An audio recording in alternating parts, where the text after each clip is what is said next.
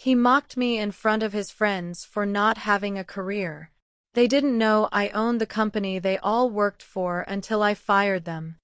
I, 28F, never thought I'd be writing this story, but here we are. 3 months ago, I was just another face in the crowd at office parties, quietly observing while my boyfriend of 2 years showed off to his colleagues. Today, I'm the reason 5 people are updating their LinkedIn profiles. Let me start from the beginning. I met Jake at a coffee shop near the downtown business district. He was complaining loudly to his friend about his demanding boss while I sat 2 tables away, trying not to laugh. You see, I was that demanding boss, though he had no idea.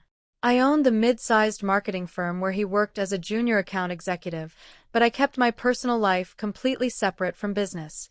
My employees knew me as Ms. Chen, the mysterious owner who rarely showed her face in the office, preferring to work through my trusted general manager.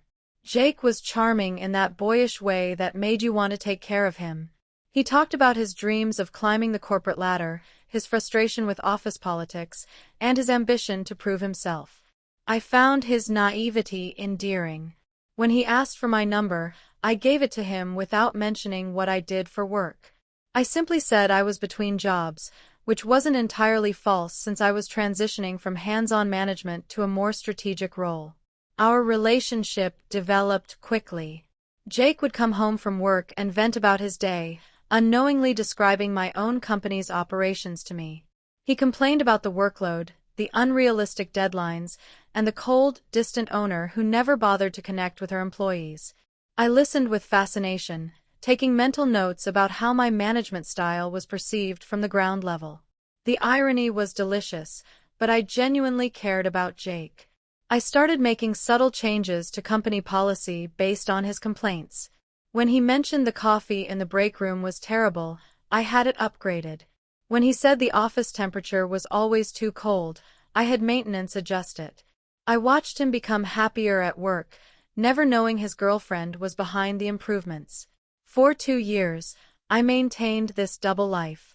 Jake introduced me to his co-workers at company events as his unemployed girlfriend who was still figuring out her career path. I played the part perfectly, asking them about their jobs with wide-eyed interest while internally cringing at some of their complaints about my leadership decisions. His friends were a tight-knit group of 5 colleagues who had started around the same time.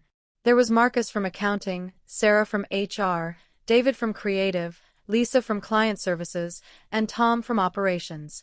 They formed their own little clique, often hanging out after work and complaining about management. I became a peripheral member of their group, the girlfriend who tagged along to happy hours and listened to their office gossip. The problems started about 6 months ago. Jake began making comments about my lack of ambition. At first, they were gentle suggestions that I should start job hunting more seriously. Then they became pointed observations about how I seemed content to drift through life without purpose. I tried to deflect by saying I was exploring my options, but his patience was wearing thin. The comments escalated when his friends started joining in. During group dinners, they would make jokes about how lucky I was to have someone supporting me while I figured myself out. Sarah would make passive-aggressive comments about women who didn't contribute equally to relationships.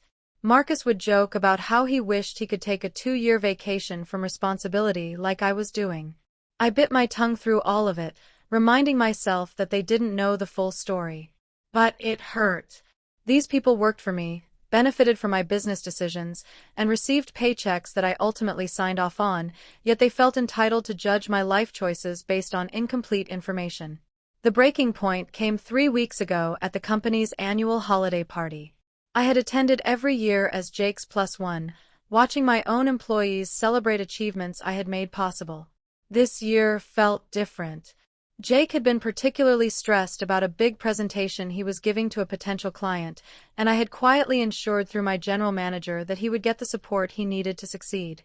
The presentation went well, and Jake was riding high on his success. His friend group gathered around him at the party, congratulating him and buying him drinks. I stood nearby, smiling and playing the supportive girlfriend role I had perfected over 2 years. That's when Jake decided to give an impromptu speech to his friends about his career goals and future plans. He talked about wanting to move up in the company, about his ambitions to eventually start his own firm, and about the kind of partner he wanted by his side as he built his empire. Then he looked directly at me and said something that changed everything. He told his friends that he was starting to question whether he could build a future with someone who had no drive or ambition. He said he needed a partner who understood the value of hard work and career success, not someone who was content to coast through life without contributing anything meaningful to society. His friends laughed and agreed, adding their own commentary about how relationships needed to be partnerships between equals. Sarah mentioned that she could never respect a man who didn't have career ambitions, and Marcus joked that at least Jake was the breadwinner, so he got to make the important decisions. But Jake wasn't finished. He continued his speech, saying that while he cared about me, he was embarrassed to introduce me to important business contacts because I had nothing impressive to say about myself. He said his career was taking off, and he needed someone who could match his energy and success, not drag him down with her lack of direction. The group erupted in laughter and applause, treating his speech like a roast. They made jokes about how I should start a career as a professional girlfriend since I had so much practice. Tom suggested I could put moral support on my resume. David said I should be grateful to have found someone willing to carry me financially while I figured out what I wanted to be when I grew up. I stood there, wine glass in hand, watching these people mock me while celebrating in the office I paid for, eating food I had budgeted for, and enjoying a party I had ultimately funded. The humiliation was complete, but more than that, I was angry. Not just at Jake, but at all of them for their assumptions, their entitlement, and their complete lack of respect. I excused myself to the bathroom and spent 10 minutes staring at my reflection in the mirror. I thought about revealing the truth right then and there, but I realized that would be too easy. They had shown me who they really were, and they deserved consequences that matched their actions. I went home that night and didn't say a word to Jake about what had happened. He was too drunk and too pleased with himself to notice my silence. I spent the weekend planning my next moves, consulting with my lawyer and my general manager about the best way to handle the situation. On Monday morning, I called an emergency meeting with my general manager and HR director. I explained the situation without going into personal details, simply stating that I had become aware of some employees who were creating a toxic work environment and demonstrating poor judgment that reflected badly on the company. I had them pull performance reviews and incident reports for all 5 of Jake's friends. What I found was enlightening. Marcus had been skimming small amounts from petty cash, thinking no one would notice. Sarah had been sharing confidential employee information with her friend group, violating privacy policies. David had been using company resources for personal projects. Lisa had been padding her expense reports with personal purchases. Tom had been consistently late and had received multiple warnings about his attendance. Any one of these issues would have been grounds for termination, but together they painted a picture of employees who felt entitled to bend rules because they thought no one was watching. I realized that their attitude toward me was just an extension of their general lack of respect for authority and boundaries. I spent the next week building airtight cases against each of them, working with HR to document everything properly. I also had my lawyer review everything to ensure we were protected against any potential wrongful termination claims. The following Friday, I made my move. I arranged to have each of them called into separate meetings with HR throughout the day. I wanted to be present for each termination, but I needed to time it perfectly. Marcus was first. When he walked into the conference room and saw me sitting next to the HR director, his face went white. I introduced myself as the owner of the company and calmly explained that his employment was being terminated for theft and violation of company policies. I watched him try to process the information, seeing the exact moment when he realized who I was and what this meant. Sarah was next. Her reaction was more dramatic. She actually gasped when she saw me and immediately started apologizing, saying she had no idea who I was. I cut her off and explained that her termination was due to privacy violations and unprofessional conduct. I told her that her comments about other employees' personal lives had created a hostile work environment. David tried to argue, claiming that his personal projects were just creative exercises that helped him do his job better. I calmly presented the evidence of company resources being used for his freelance work and reminded him that his employment contract clearly prohibited such activities.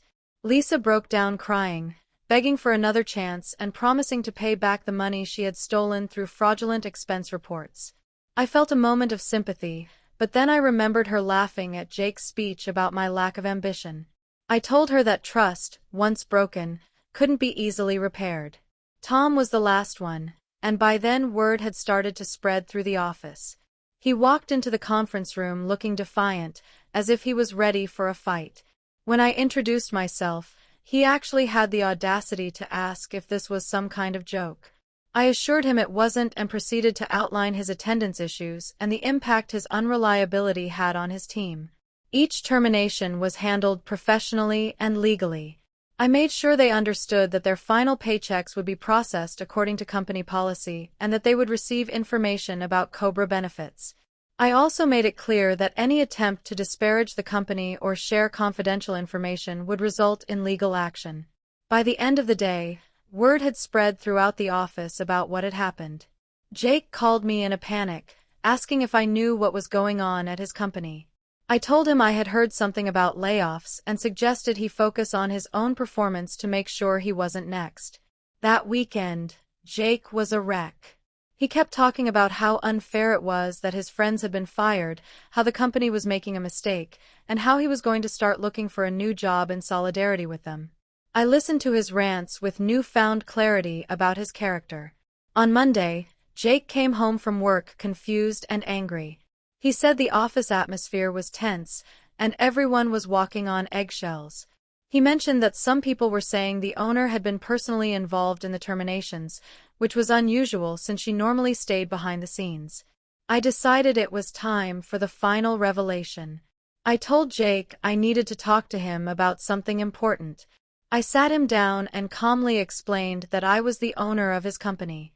I watched his face go through a series of expressions: confusion, disbelief, realization, and finally, horror. He tried to argue that it was impossible, that I would have told him, that there was some mistake. I showed him documentation, business cards, and financial statements that proved my ownership.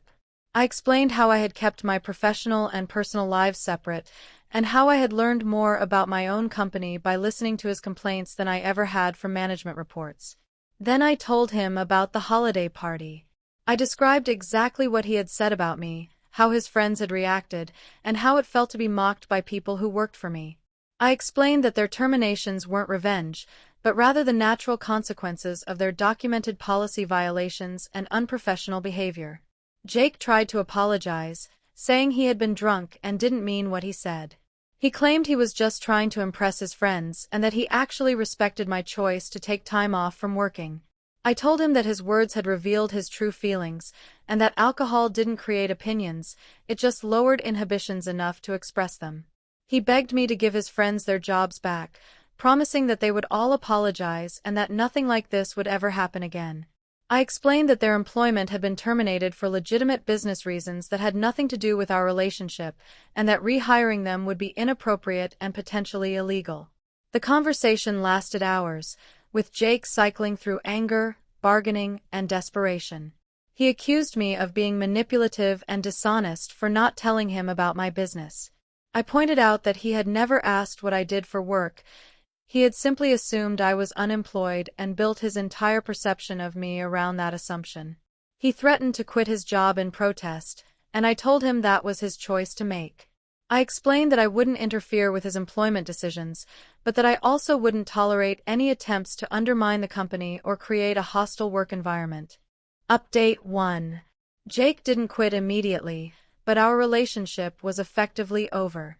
He moved out the following week, claiming he couldn't trust someone who had lied to him for 2 years. I didn't argue with his characterization of events, though I maintained that I had never actually lied, just allowed him to make assumptions. The aftermath at the office was interesting to observe from a distance. My general manager reported that productivity had actually improved since the terminations, and that several employees had privately expressed relief that the toxic clique was gone. Apparently, Jake's friend group had been more disruptive than I had realized, creating divisions and spreading negativity that affected the entire workplace culture. Jake lasted another month before he found a new job and submitted his resignation. His departure was professional, and he didn't cause any drama or try to sabotage anything on his way out. I think he realized that burning bridges with his former employer wouldn't serve him well in his career. Update 2. 6 weeks after the terminations, I received a LinkedIn message from Sarah. She had apparently found a new job and wanted to apologize for her behavior. She said that losing her job had been a wake-up call about her professionalism and that she had learned valuable lessons about respecting boundaries and treating colleagues with dignity. I appreciated her message but didn't respond. I had moved on from the situation and didn't see any benefit in reopening old wounds. Her apology seemed genuine, but it also felt like it was motivated more by guilt and potential networking considerations than by true remorse. Marcus, on the other hand, had been posting passive-aggressive comments on social media about unfair business practices and vindictive employers. My lawyer sent him a cease and desist letter reminding him of his confidentiality obligations and the potential legal consequences of defamation. The posts stopped immediately. Update 3. It's been 3 months now, and I've had time to reflect on everything that happened. I don't regret my actions, but I do regret how long I let the situation continue.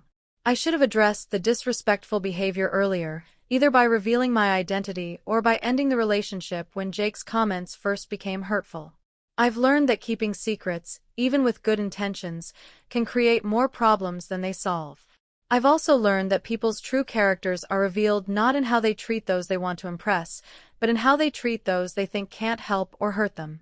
My company is doing better than ever. The toxic atmosphere created by Jake's friend group had been affecting morale more than I realized, and their departure has led to improved teamwork and communication. I've also implemented new policies to prevent the kinds of violations that led to their terminations, and I've started being more visible in the office to build better relationships with my employees. As for Jake, I heard through mutual acquaintances that he's doing well at his new job. I hope he's learned from this experience and treats his future partners with more respect. I also hope he's learned that making assumptions about people based on limited information can lead to embarrassing revelations. I'm not proud of the deception, but I am proud of how I handled the situation once the truth came out. I acted professionally, followed proper procedures, and made decisions based on documented business reasons rather than personal emotions. The fact that justice was served was just a satisfying bonus. Looking back, I realized that this experience taught me valuable lessons about leadership, relationships, and the importance of authentic communication. I'm a better business owner and a better person because of what happened, even though the path to that growth was painful and complicated. The moral of this story isn't about revenge, though I admit there was satisfaction in seeing consequences match actions. It's about the importance of treating everyone with respect, regardless of their perceived status or value to you. You never know who you're really talking to, and more importantly, everyone deserves basic human dignity regardless of who they are or what they can do for you. Jake and his friends learned that lesson the hard way, but hopefully, they learned it well enough to carry it forward into their future relationships and careers. As for me, I learned that authenticity and honest communication are worth more than any secret advantage, and that's a lesson I'll carry with me for the rest of my life.